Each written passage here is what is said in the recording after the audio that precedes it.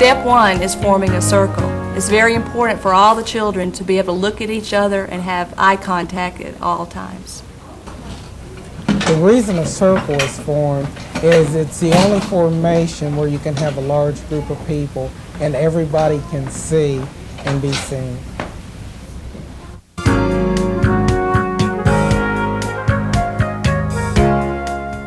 Step 2 is giving compliments.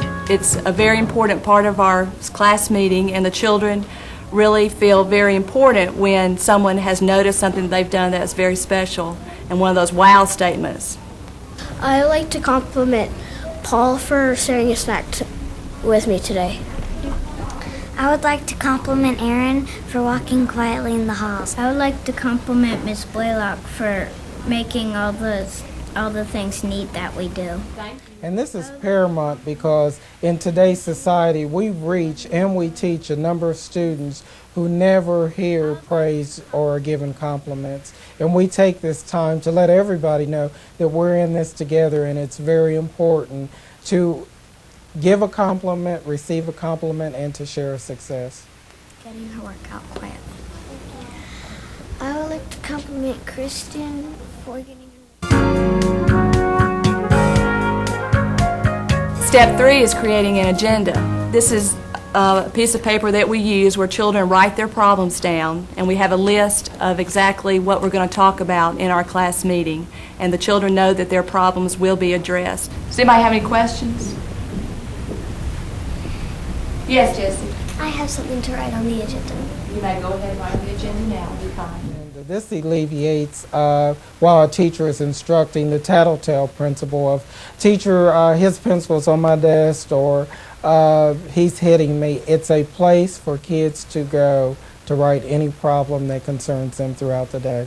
If a child is having a problem, instead of always coming up to the teacher and saying, I have this problem, I need you to solve it for me, they put their name on the agenda. Then during our class meeting, we discuss the problems that the children might have.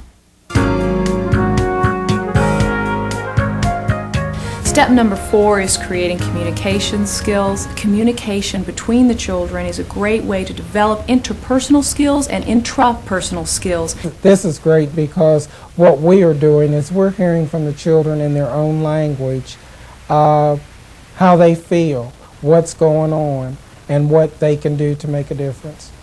With positive discipline, they learn how to problem solve together.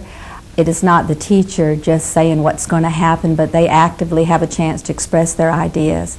They learn to listen to other people's feelings and become active listeners and realize that people have opinions, they have feelings, and they need to listen to them. Step 5 of the process is separate realities, and separate realities allow the students to realize that there is more than one solution to a problem. Number 1, the suggestion was make a quiet signal to a friend. Number 2, tap someone's shoulder and give a quiet signal. Number 3, wait until the lights go back on and tell them to be quiet when the lights are out. And number 4, tap them on the shoulder. So you need to be thinking right now which one you want to try today, because we're going to see if it'll work. Step 6 is problem solving through role playing or brainstorming. Everyone knows the best way to clearly see themselves is to do a quick role play. Let someone else get into your shoes and show you how you're being perceived. Okay, ladies and gentlemen, I think we need to role play this so that you can understand my frustration and obviously whoever the frustration of the two people who are talking while I'm trying to teach. Anyone willing to role play this for us? Ray, Whitney, and Rob, come on over. Whitney, would you like to be the teacher? Here, we'll take this book off this desk and you can be me, and you guys can be the talkative ones in the class. Whenever you're ready, Whitney. Okay, today we're going to learn about adjectives that compare. Ray and Rob, please be quiet. Use the ER form of an adjective to compare two persons, places, or things. Ray and Rob, please be quiet.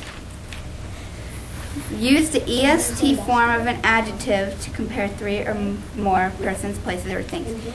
Rob and Ray, I've had it with you. Very good, Whitney. And Rob and Ray, thank you very much for showing us. I have a question now. Whitney, how did you feel? I felt kind of upset that they were talking when I was trying to teach them something. How else did you feel? That they weren't paying attention to me and that they didn't like how I taught and everything. Okay. Ray, how did you feel? I just wanted to finish what I was saying. So through role play, it's a very light and easy way of seeing behaviors that we may not be able to recognize.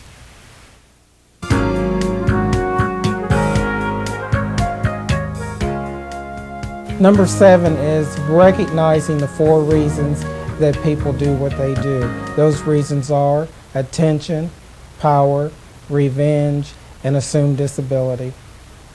All right, now guys, let's talk about why you think in class people misbehave sometimes. Why adults and children misbehave. What are the reasons they do it? They might want to get attention. Get attention, okay.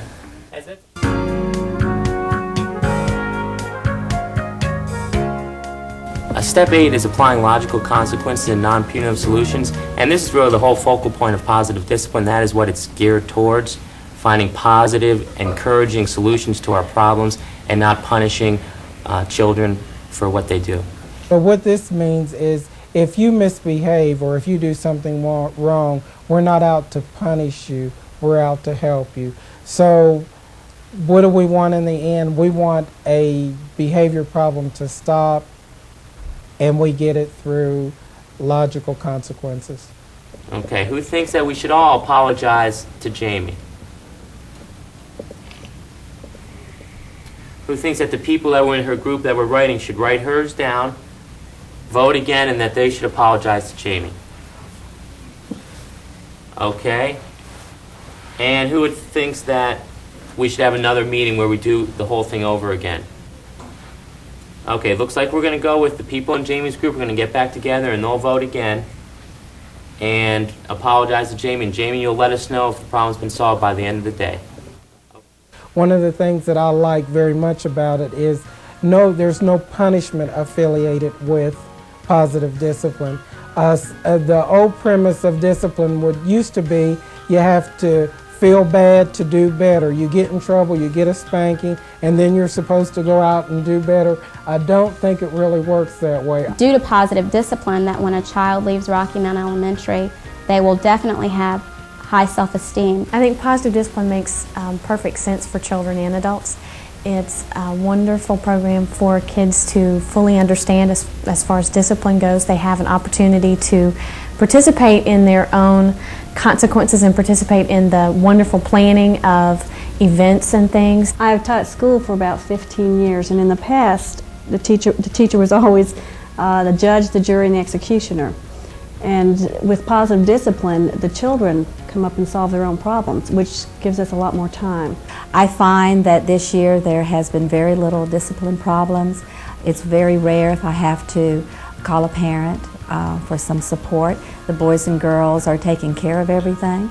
In our class meetings, we have solved a couple of major problems. It was their decision what to do, and it has worked out well. If we are touching the future by teaching today's children, if we give them these essential skills, then maybe they will be better problem solvers than the leaders that we have around the world today.